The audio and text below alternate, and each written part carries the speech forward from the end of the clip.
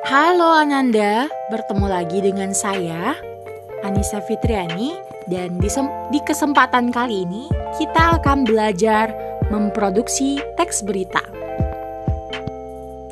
Sebelumnya, kita telah belajar memahami teks berita. Nah, sekarang saatnya kita belajar untuk bisa memproduksi sebuah teks berita. Pada kegiatan memproduksi teks berita, Ananda akan melalui beberapa tahapan berikut. Yang pertama, membuat rancangan teks berita, menyusun teks berita, merevisi teks berita, dan mengkomunikasikan teks berita. Yang pertama, membuat rancangan teks berita.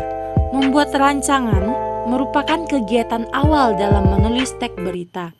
Pada kegiatan merancang berita, hal yang sangat penting untuk dipersiapkan adalah unsur di dalam teks berita atau dapat dikenal 5W1H dan juga adiksimbol yang telah kita pelajari pada teks memahami berita.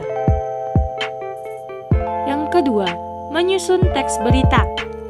Yang pertama, mencari peristiwa atau kejadian yang terjadi di lingkungan kita dan pada masyarakat. Yang kedua, pencarian sumber berita, pewawancaraan, pencatatan hal-hal penting, serta penyusunan berita. Tahapan ketiga, menelaah dan merevisi teks berita. Pemakaian huruf kapital atau huruf besar dan huruf miring.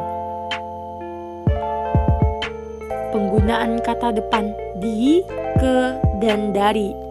Penggunaan partikel, pemakaian tanda baca, tanda titik, tanda koma, tanda titik dua, tanda hubung, ataupun tanda tanya di dalam pembuatan teks berita. Mengkomunikasikan teks berita. Dalam mengkomunikasikan teks berita secara lisan, ada beberapa hal yang perlu diperhatikan. Membaca dengan menggunakan lafal ucapan yang tepat dan jelas, menggunakan intonasi yang baik, membaca dengan perhatikan tanda baca, membaca jelas kalimat-kalimat dalam teks berita. Pandangan kadang-kadang ditunjukkan ke arah penyimak berita untuk memberikan ekspresi wajah yang sewajarnya. Dan setelah kita mempelajari tahapan-tahapan untuk menyusun teks berita atau memproduksi teks berita, ini saatnya untuk Ananda melakukan praktik melalui proses pembelajaran yang telah Ananda lalui. Pada slide selanjutnya akan dihadirkan sebuah konteks yang akan Ananda kembangkan menjadi sebuah teks berita. Berikut konteks mengenai pendidikan.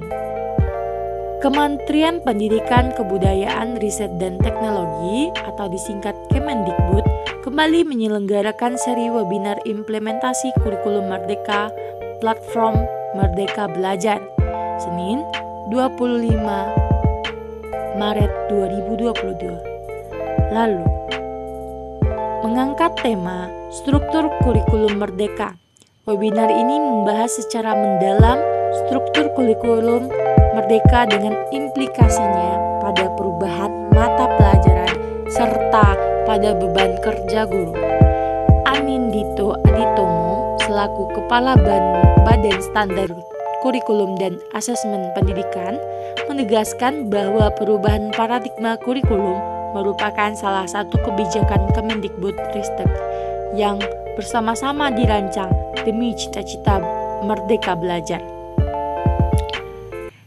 Setelah membaca dan memahami konteks pendidikan yang disajikan, silakan Ananda kembangkan konteks tersebut menjadi sebuah teks berita yang padu, serta boleh menambahkan pengetahuan Ananda seputar pendidikan dalam hal pembelajaran. Dan sekian penugasan untuk Ananda, dan sampai jumpa. Jangan lupa untuk mengerjakan tugasnya. Selamat bekerja dan semoga sukses. Terima kasih.